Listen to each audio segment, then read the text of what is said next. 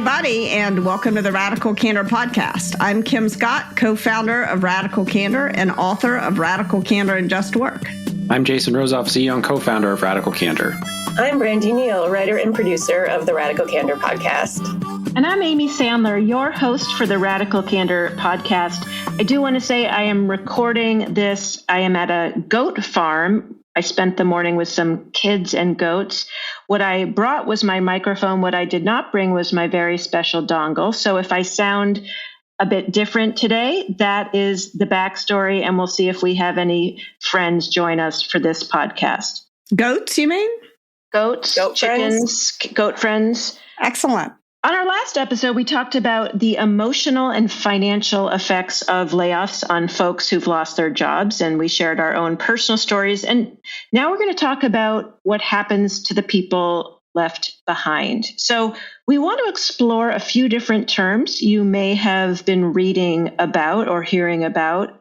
These are quiet hiring, turnover contagion, and layoff survivor guilt. Jason, can you kick us off with a definition of quiet hiring? Sure thing. Quiet hiring, which means, at least in this context, that those who've retained jobs after a layoff will be doing a lot more work because the work still needs to get done and the people who were doing it before are no longer there. Kim, the second term, turnover contagion.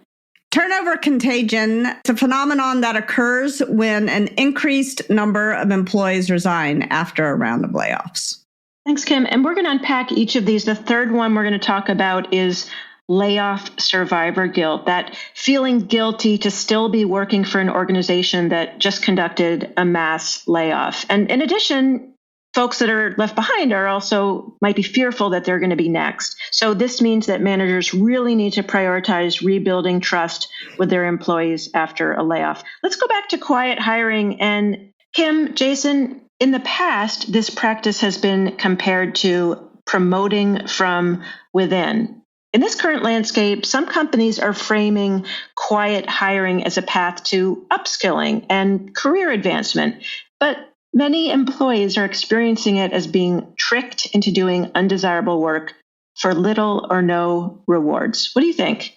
So there's a bad way to look at this, and then there's a positive way to look at this. And there's a bad reality and a positive reality. The bad reality is all of a sudden you have more work and you're doing new types of work that you don't like to do and that you didn't sign up to do, and you're not getting paid any extra for all this. It's like getting a promotion but not getting any pay bump.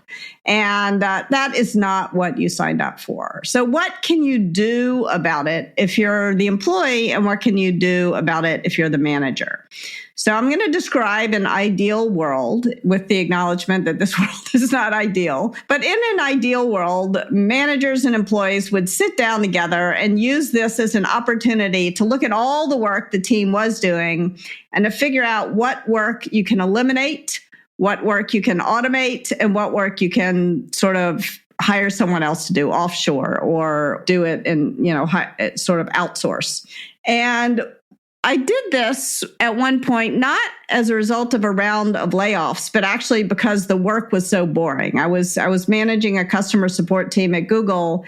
And at first I was, I came in, trying to tell everybody what to do. And I realized that everybody was going to quit if I just told them what to do. And so I sat down. I was like, okay, you all, are not that happy with your jobs. What can we do to refactor things so that you'll be happier? And that had great results. We grew, and the size of the team didn't grow, and the work that people did got a lot more interesting. So it's possible to use this as an opportunity. Amy, it looks like you want to say something.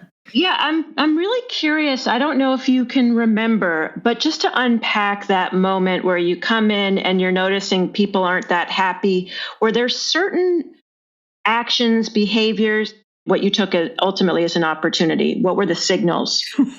Well, a bunch of people left my team and quit and joined other teams. I realized that I was going to have to do something else, or I wasn't going to have a lot of people working for me. But I think, if you want to try to figure out how to know that people are unhappy, just ask them. I mean, just say, on a scale of 1 to 10, how happy are you with what you are doing? Are there things that you wish you could be doing that you're not doing? Like, how happy are you in your job? I mean, very often just asking people if they're happy in their job is a great place to start.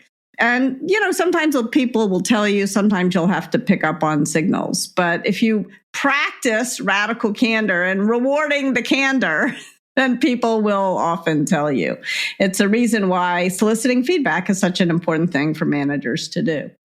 Now, what do you do if your world is not the ideal world that I just talked about, and your manager is not open to that? If your manager's in, what was the thing from the movie, the TPF sheets or whatever, the grunt work? TPS reports. TPS reports. Like there's a bunch of grunt work that's unnecessary that somebody else used to do, and now your manager is insisting that you do it. You can still use this moment as an opportunity to figure out if there are other roles that you might enjoy. Try some new things. And if you're still sort of overburdened with grunt work, it's time to polish up the old resume. Yes, layoffs are happening. Yes, it's scary to be looking right now, but the hiring market is still strong. The other thing I would say, not too long ago, I was at a farmer's market and I walked by a kombucha table. And I noticed that behind the table was a woman who used to work on my team at Google. And she had left Google and started a kombucha company. And she was so much happier. Another person I bumped into started a tea shop. And recently I was unfortunately at a funeral, and another person who used to work on my team at Google now works in landscaping. And all these people are so much happier. So use this as an opportunity to sort of explore, to cast the net broadly and explore. Now, what if you're a manager and you're hoping that your team doesn't leave to start tea shops and kombucha companies? This is a moment for you to double down on career conversations. Figure out who wants to do what. Help people use this moment as an opportunity to take a step in the direction of their dreams. Build some skills that are going to help them move in the direction that they want to go. Am I being too up in the air about this? Well, I'm curious, like with the career conversations, any specific tips? And Jason, you might have some perspectives as the manager, if the priorities that you need to accomplish don't actually relate to the types of work that would take the person into their tea shop or their kombucha shop. Like, how do you thread that needle for your priorities and their goals? Yeah, before Jason jumps in, can I tell a story I've told before? Because I think it's relevant here. Yes, and then Jason, I promise I'll shut up and let you talk. He's just drinking some kombucha in the background. At tea, probably. So in career conversations in the book, and I think we've talked on this podcast about this before, but one of my favorite stories about career conversations comes from Russ Laraway having a conversation with a woman on his team about what her dreams were. So remember, career conversations, you talk about someone's past, then you talk about their dreams. So the past, the future, and then you talk about what are the skills that you need to take a step in the direction of those dreams. And one of the dreams, Russ was leading a team that was selling DoubleClick ad servers. And a woman on his team had a dream of owning and operating a spirulina farm. Spirulina is a high protein algae. So that seemed pretty far afield. Her dream and her reality at first blush seemed to have nothing to do with one another. But Russ is he's very creative in the way he thinks about these things. And he said, okay, what I want to do is think about what are the skills that you need? So in the third conversation, after the dreams conversation, what are the skills you need to take a step in the direction of this spirulina farm? And one of the skills she was going to need to have was to learn how to manage a group of people. And what she had been doing was a lot of analytics work. And one of the things that Russ needed someone to do is to manage a big team. So he said, okay, we're going to take you off those analytics projects, put you on this team where you're managing a big group of people, and we'll give the analytics project to someone else who's more interested in analytics. And it turns out, like, when you have a lot of work and fewer people to do it, you do have the opportunity to shift the work around in a way that better suits what people actually want to do, what people actually want to learn. I was only going to say that I think the moment that we find ourselves in presents opportunities for companies and managers in particular, especially direct managers, to invest more deeply in the development of the people who remain on their team. I think one of the best ways to retain people, even though you're going through a period of quiet hiring, is such a terrible name for this. I know this is a slight detour, but can I just say that when I see the term quiet hiring, I do not think of essentially loading people up with a bunch of work that they don't really want to do. But I understand the intent, which is to compare it to quiet quitting, which is the other phenomenon that we talked about recently on the podcast.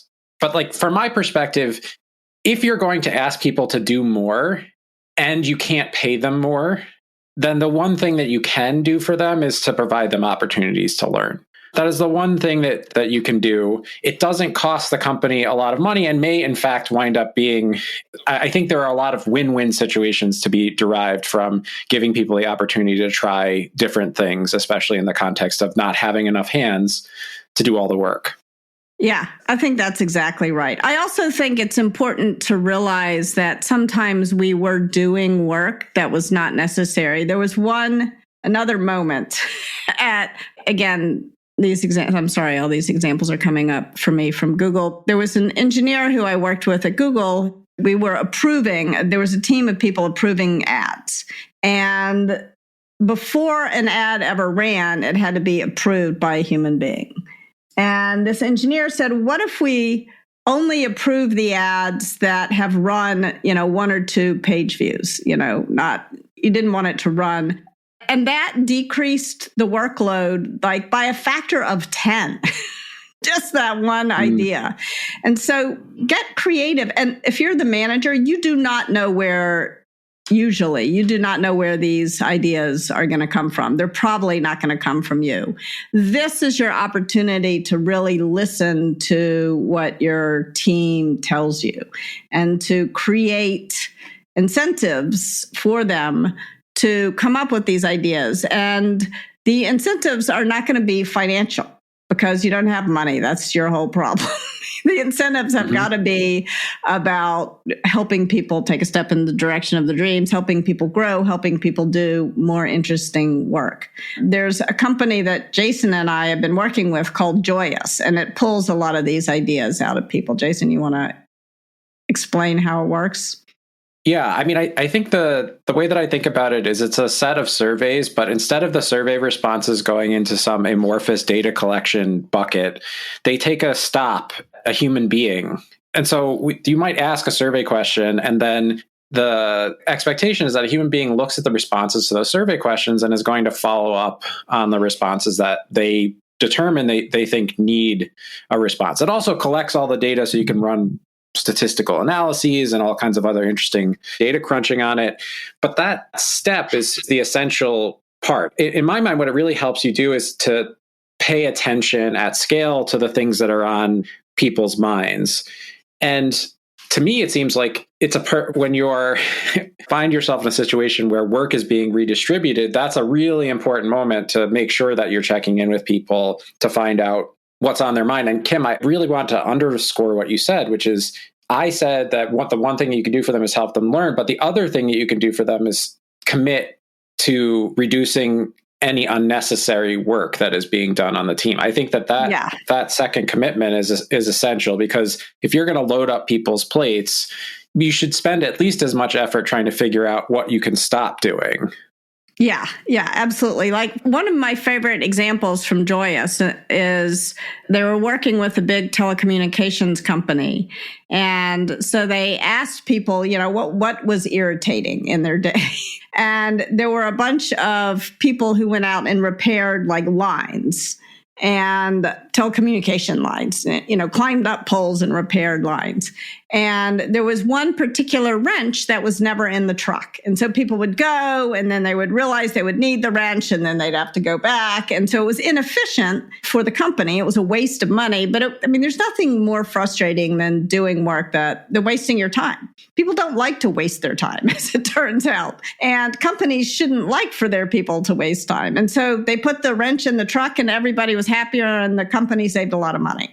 And so those are the kinds of things. But what had happened before Joyous was that people would complain about it and the individual managers wouldn't do anything about these complaints because they didn't realize what a problem it was until they had this system. So that's the kind of thing that I think companies can do. And everybody should go out and use Joyus, but if you don't have the money for Joyus, like just listening is free and acting on the feedback that you're getting from people, what's irritating in their day, and try to eliminate those irritations. Don't tell people to suck it up because they will not suck it up. They will quit. Yeah, I really appreciate the conversation. And just to highlight a couple things that I heard, Jason, you had really been talking about the importance of if you don't have additional resources financially to support people, just to really support the development. And Kim, these different ideas of how can you identify pain points, both through listening one-on-one, using technological tools like Joyus on a more scale level. I guess the one time that throwing a wrench in things really doesn't throw a wrench in things. So that's a good love a paradox. Brandy, just to bring us back to quiet hiring, acknowledging that Jason noted that was not a great name. It feels actually quite euphemistic for what might be on the other end. It sounded like you had a story you wanted to share. And if you have a better title for the phrase of quiet hiring based on your story, we're all ears. It's quiet dumping the work or quiet doubling your work. Yeah, it is like a dumping of the work. Thanks, Amy. I did just want to mention about the career conversations that if you are the manager, I think it's important to be explicit with your team members that you actually want to know these things and you're not going to use it against them. Because I was on a team once where a new manager came in, had these conversations with everybody, and then used them against us as why we weren't right for our jobs or why I ended up resigning shortly after that.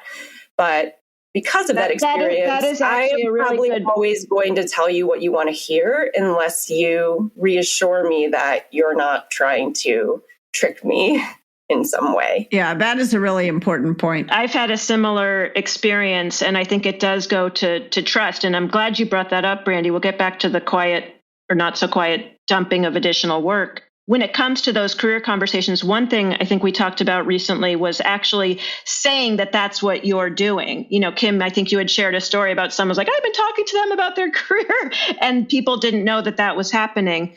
But I do think that trust and feeling like it's not, well, I'm just taking you a step in your direction of your dreams. It happens to be not in this job. So bye-bye is a really important piece. So thanks for bringing that up.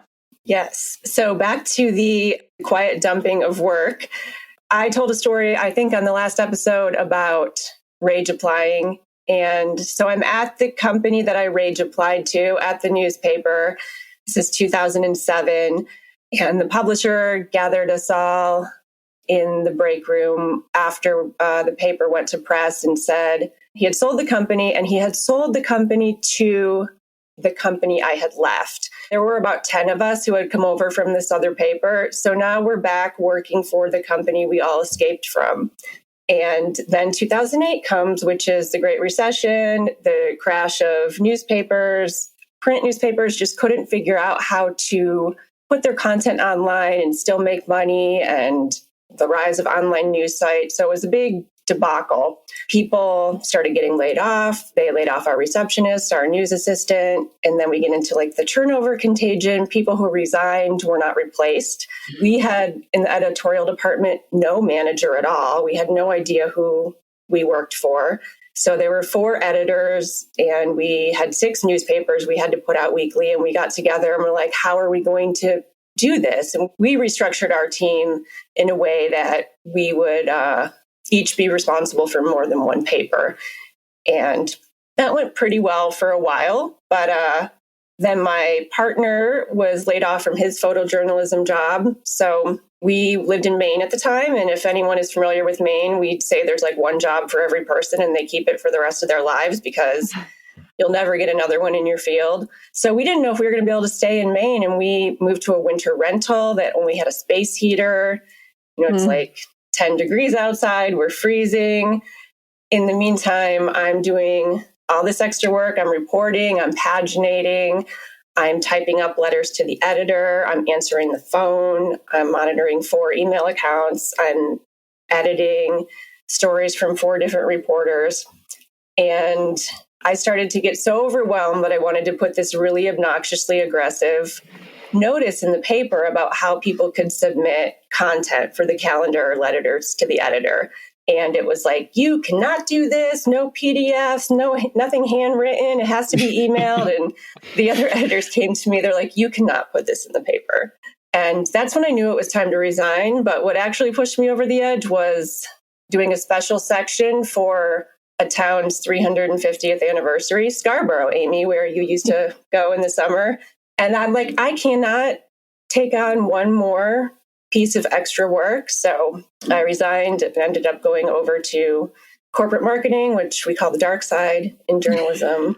And you've been there ever since. Been here ever since. But I mean, I still do some writing, but that was the end of my days as a daily newspaper person. And it was extremely stressful and demoralizing. Also, when I resigned, I didn't even know who to resign to because we didn't have a manager. So that was a little weird also. I think Brandy brought up something that we didn't talk about that is really important in her story, which is that very often when people are in an environment where there have been a bunch of layoffs and one partner is laid off and the other isn't, and all of a sudden you're having to move into a place where there's a space heater and not a proper heat, that creates so much stress for folks. And I think it's really important that you had, it would have been great if there had been a manager for you to talk to about this, Brandy. But it's really important to be aware of the extra stressors that are on people financially in these moments and figure out, what you can do to help as the manager. There was one employee I had who was living in this sort of horrible place. And he was going to quit because he hated where he was living. And I knew that he was so stressed out that he couldn't understand why he was about to quit. And I actually I love doing this. This is one of my weird obsessions, but I spent an afternoon looking on Craigslist for places where he could live that would fit within his budget. And he told me much later, he said, that was the reason I didn't quit. You figured it out. And sometimes when you're in the heat of the stress, you can't, I think I left New York because I hated my apartment.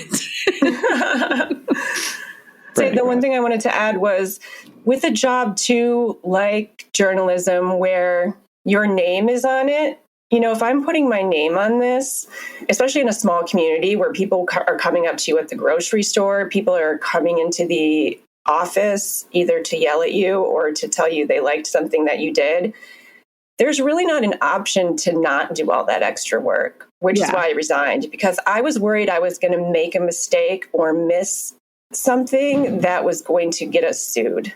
And I did not want that responsibility. Yeah. Okay, managers out there, don't do your folks. Beyond the layoffs, I feel like there was just a complete failure of leadership in the newspaper.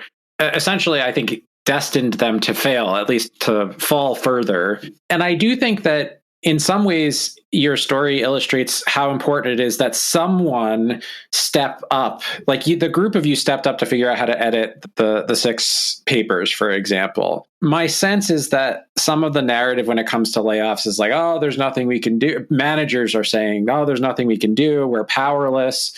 But a single manager could have made a huge difference to the group of editors. It could have meant an entirely different career trajectory for you if someone had stepped up into that position and actually offered you management and guidance. So as horrible as that story is, to me, it speaks to the power of people doing the job of management. Sometimes it can feel very hopeless and you can feel quite powerless, but you may not find out till much later that some small thing you did was the reason why someone didn't quit. Yeah. And that can make it worth it. So, Brandy, you also mentioned this idea of turnover contagion, where people who don't necessarily want to take on new roles or do more work are more likely to resign after a mass layoff. And they might, be craving what Jason is talking about, some leadership, someone who's going to take on these managerial roles. According to a report from Visier, a human resources analytics company, quote, there is a contagion effect inside teams when people are asked to leave involuntarily. Some of their peers are more likely to resign in response. After one person's termination of employment, the likelihood of their team members resigning increases by 7.7%, end quote. So this means that organizations that don't take turnover contagion into account when they're planning layoffs, they actually end up letting too many people go. They've now got extra folks leaving as well. Kim, you have some thoughts on this? Yeah, absolutely. I think a couple of things. One is you're much more likely to have layoff contagion when you handle it badly than when you handle it well. So I would say it's a little bit unpredictable what will happen. But I think that if you handle a layoff very well, you will have less contagion. And then if you handle the redistribution of the work poorly after a layoff, you're going to have layoff contagion because you're all of a sudden people are in jobs that they hate where they used to maybe like their job. And, this whole notion of layoff contagion is bringing up for me as a story. Early in my career, I was working at a tech startup that did some layoffs. And I had a lot of survivor guilt. And I quit shortly after the layoffs. And I quit to write a novel, by the way. So it was actually an important career transition for me. But one of the important things that happened was that one of the people who had been laid off urged me not to leave too soon. He said, don't quit until you vest and get your money so that you can do what you want next, which is to write. And so I will say a couple of things about layoff guilt. One, staying in touch with the people who've been laid off can be very helpful, and both at a practical level and helpful to you as well as helpful to them. So don't imagine that if you're staying in touch with people who've laid off, like you're doing them a favor. They may be doing you a favor. So I think that's important, a thing to think about. Jason, what do you think? On the topic of like the turnover contagion piece, I think I don't want to widen the lens too much, but this is exactly why layoffs should be an absolute last resort. I don't want to trivialize the layoffs. As we were talking about this, I started to think about Netflix changing its policy on sharing passwords. And the thing that those two policy shifts, it makes you think about your job, right? So like the layoffs cause you to think about your job because you're like, well, I could be next, right? Like there's clearly no loyalty. They laid off that person who's been here for 20 years and they were a senior manager and I'm just, engineer number 37 over here. So I think it's totally unsurprising to me that companies wind up overlaying off people because they don't think about that. But I don't think that the solution is never make people think about their job. I think the solution is to create an environment where people actually like their job and see a future for themselves.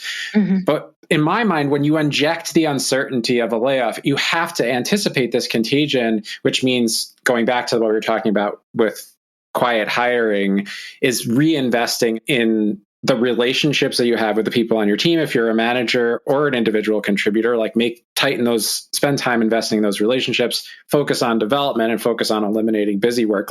Otherwise, Kim, to your point, you're going to wind up that contagion is likely going to spread. And the most recent public example that we have of this is Twitter, who announced they laid off half the company. And then they had another moment where they said, well, we're going to be really hardcore now. So anybody who doesn't want to stick around for hardcore Twitter 2.0, you can, don't let the door hit you on the way out. And they lost another 1,200 employees. And I think there's a relationship between these things, but this is conjecture. They've also had some fairly high profile outages recently. So I think Twitter is feeling the strain of losing 60% plus of its workforce over the course of a couple of months. So, for people out there who are considering layoffs, I think for both of these reasons that we just talked about, how hard it is, summing up to how hard it is to retain people, even the ones that you don't fire during a layoff, consider every other option available to you before you do it. Totally. Yeah. And if you do decide you have to do it. Don't be an asshole about it. Yeah, I think, what we're painting a picture of is that there's a lot of ramifications ripple effects, unintended consequences. And, Kim, you started talking about layoff survivor guilt, the importance of staying in touch. Catherine Morgan, who's the author of This Isn't Working, Evolving the Way We Work to Decrease Stress, Anxiety, and Depression, said, quote, I was talking with a client about the, quote, survivor guilt she felt having made it through a big round of layoffs. It's an unnerving and heartbreaking experience. Even if you still have your job, you feel untethered and you can smell the fear. Kim, you spoke a little bit about that, but I'd love to connect with you and Jason on how managers can rebuild trust with their teams, especially if you yourself might not be feeling trust towards the organization based on what you just went through. Yeah, I mean, this moment is such an important moment if you're a manager, because the way that you treat people determines whether you're going to get their best effort, a perfunctory effort, or whether they're going to just try to sabotage you. And when you treat people like cogs in a machine, you're not going to get any more than you demand. And in fact, you create an incentive to break the machine. And yet, it happens so often that people, when they are managers in a stressful situation, which a layoff certainly is, they start to imagine that people are just their pawns on a chessboard. And they start to have this attitude that you are lucky to have your job still, so I can do whatever I want to you and you're not going to quit. And that is just not the way it is, especially in this environment. I mean, there are still a lot of people who are hiring out there despite these layoffs. So just because there was a round of layoffs does not mean that people are willing to pay the asshole tax. They are not. So don't treat people like pawns on a chessboard. At Juice, at the startup that I did in New York after 9/11, we had to do layoffs and I didn't handle it as well as I should have. And then I became like just totally transparent with everybody. And I was surprised. I mean, I told everyone pretty clearly, like, this is a sinking ship. If you can, at some point, I was like, if you can get another job, you should go get it. And a lot of people didn't. They said, no, we're going to stick with this until the end. And I think that was in part a result of the transparency. People really cared about shutting this thing down. Well, we sold it, sell being a generous term for what actually happened. But people were really wanted this thing to have a soft landing. And even some of the people who, there was one person who got laid off and he decided to move back home, to move across the country back home. And there was a bunch of stuff he couldn't take. And like, he gave me his bicycle. I was like, why are you giving me your bicycle? Because you have to move home because you were just laid off. But like, we were just open with each other and we kept in touch. And we did not allow this situation that we were going through together to rob us of our humanity. And I think that was important. I think that's such a great story. And Kim, as you're sharing, I was thinking of, we have this phrase turnover contagion. And what you're describing is kind of transparency and compassion, dare I say, radical candor contagion. And that by you modeling that, it's like, you're like, I'm going to sort of tell you how it is. And I think that really inspired a lot of trust and reciprocity. Jason, I want to put you in a bit of a potential role play situation. I was recently working with a group of managers, and they have now inherited some new direct reports because those folks, managers, were laid off. And so imagine, if you will, go back in time. It's 2008, 2009, and you are a manager at a small newspaper in chilly Maine. And you've got Brandy as one of your new editors. And mindful that this might not be your industry, like, how would you approach that situation with a new direct report who might be a little skeptical based on sort of the traumatic experience they've been through? I'm just speaking for myself, and this is like the way my mind works in those moments. Like, the first thing that I want to do is to have sort of like a hopes and dreams, like a fears and dreams conversation. Like, what are you most worried is going to happen? And what do you hope would happen? And that would be for all my team members. I wouldn't just do that with the new team members. I'd be talking to all my team members to say, like, hey, we just went through this big transition. Like, I need to know what's on your mind. What are you afraid of? What's keeping you up at night? And what are your sort of hopes and dreams? Like, what do you wish would happen? Like, if we could wave a magic wand, this is a moment where things are going to change. And so we might as well have some intention about how they change.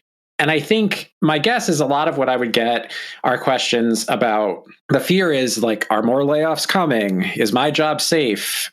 Like those kinds of things. And I think the really tough part about being a manager in these situations is often you don't know. You just don't know if more layoffs are coming. You can't promise that they're not.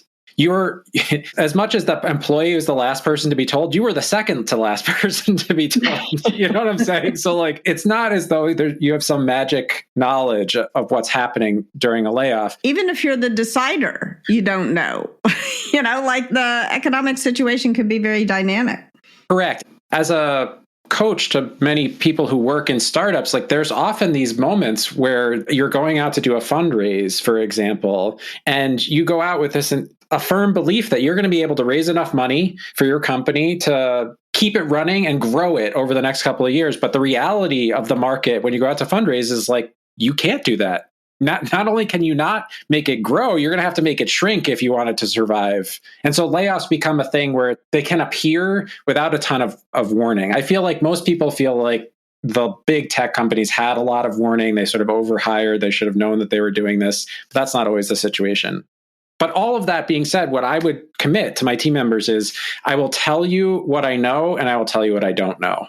I will be very clear with you about what I know and what I don't know. And I commit to you to doing everything I can to finding answers, but there may be some things that I just won't know. And so what I would like to do is focus on the things that are in our control to make this the best of this situation. And that's why the hopes and fears conversation. So beyond, will there be more layoffs? What are the things that are bugging you? Kim, I liked your question. Like, what's annoying about the work that you're doing today? What are you afraid is going to happen? What would you like to happen? And I think doing a couple of small things to show that you can make things better, that it's not just about delaying sort of the inevitable doom, but in fact, even in this situation, things can get better, goes a long way when you combine it with transparent communication about what's known and unknown. I so appreciate that. I'm curious, Brandy, if Jason led with that fears and hopes check-in, how would that have landed for you? Yeah, I think if I trusted Jason, I think that I would have been receptive to that. I also knew that they weren't going to get rid of me because I was who was going to put out the paper. I felt like I was able to speak up. There was just nobody listening. We were literally in a basement, and then the advertising and business staff was on the first floor. Nobody ever came down to talk to us. And the news didn't make money per se. Like newspapers are supported by advertising, and then you have what's called the news hole. So as the advertisers went away, like the news hole is getting bigger and bigger, which means like we need to put more news in the paper, but the paper's not making money.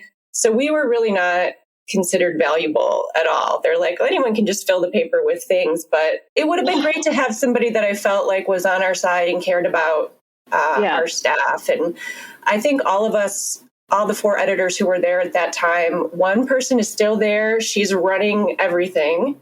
The rest of us have all gone into corporate marketing and copywriting and online tech things.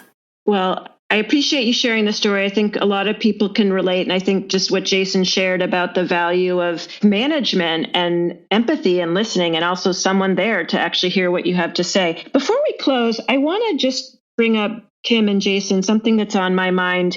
Jason, when you're talking about transparent communication and coaching founders who are fundraising, how do you coach those founders who might feel completely freaked out that they're not going to get the money? They're very worried. How do you lead a team at the same time you might have some real fears about the financial future? How do you balance transparency, vulnerability, and leadership? Yeah, I guess what I would say is that it depends on whether or not the fear is real, meaning like there's real evidence to support that fear is going to come true, versus neurotic fear, which is like, the market is terrible. We haven't even started fundraising, but I'm worried that we're not going to be able to raise the money. That's very different than we've made 4 pitches and it's become very clear that we're not going to raise the money. And that's the point at which I would encourage a leader to think about how they communicate this to their team, to say, and who on their team they start communicating this to. But I think you have to be really intentional, because until it is known that you're not going to raise the money and you're going to have to take on cost-cutting measures, I think that's a very scary thing to say that it might happen. And it can cause a bunch of neurotic fear for everybody. So once you realize that you are in that potential future where you're going to have to do cost cutting, then I think you have an obligation, if you want to do right by people, to communicate it. I mean, very specifically, the thing when I was at Juice that I shared with people was I got the controller to share the budget, like how much money we had in the bank and what our burn rate was and when we were going to run out of money. And I shared my calendar with people and I let them know how many pitches I was doing. And like by the time I was on my 68th pitch and we hadn't raised money, I didn't have to, I shared the facts. I tried not to share my fears because I was trying to put my fears to the side and keep my head down and keep fundraising. But I let people know the facts. We've gotten 68 rejections and I have, 8 more meetings planned. And people are like, shit, Kim has a terrible job. I appreciate that she's doing it. I think that, because it's no fun to get that many rejections. Where did you, if I'm hearing you were sharing the facts, not the fears. Where were you going to share the fears? Well, I had a therapist, I buried a lot of them in the bottle. I can't say I handled it perfectly, but I didn't want to impose my fears on the rest of the team. Yeah, I did want to share the facts. I think it's a really huge point. Maybe we can bring it up in another conversation because that balance of being vulnerable, being authentic to yourself while not freaking out the team. And it sounds like you did that balance, probably optimizing more for the safety of the team than potentially yourself. But I think it clearly paid off in how much they felt you cared and the trust you built. So with that, shall we move on to our tips? Let's do it. All right. So tip number 1 of our Radical Candor checklist. If you suddenly find yourself experiencing quiet hiring, or what we have renamed as loud dumping of additional work, talk to your manager about how you can leverage your new responsibilities towards your professional development goals. And when, again, managers listening to this, please leverage that ability to develop your team members. It's also appropriate for your team members to ask you how you'll be compensated for doing additional work. Tip number 2, when you do have information that affects your team, when you have facts, commit to delivering facts as soon as possible in a way that's kind and clear. Make sure that you're allowing people who are left behind after a layoff to ask questions and provide them answers if you have them. If you don't have answers, it's okay to admit that you don't know, but be clear how and when you are going to deliver relevant news to them in the future and to deliver it as soon as possible. Tip number 3, if you are a manager, have very intentional career conversations with each person on your team. Let them know that you're doing this in good faith and not to use it against them. You don't want this job? Well, I'm going to fire you then. That's not a good career conversation. And use these career conversations to figure out the best way to redistribute the work rather than just dumping work on people or acting as though people are your pawns on your chessboard. So for more tips, go to radicalcandor.com/resources. Download our learning guides for practicing radical candor. You can find the show notes for this episode at radicalcandor.com/podcast. If you like what you hear, go ahead, rate and review us on Apple Podcasts. If there's a career topic you'd like for us to discuss, you can email us, podcast, podcast at radicalcandor.com. Finally, there is, of course, Radical Candor swag. You can go to radicalcandor.com for the shop link where you find coffee mugs and magnets and notepads. Maybe we need to add kombucha and tea and goat milk and all these other things where people are living out their dreams. Bye for now. Thanks for joining us. Our podcast features Radical Candor co-founders Kim Scott and Jason Rosoff, is produced by our Director of Content, Brandy Neal, and hosted by me, Amy Sandler. Music is by Cliff Goldmacher. Go ahead and follow us on Twitter at Candor and find us online at radicalcandor.com.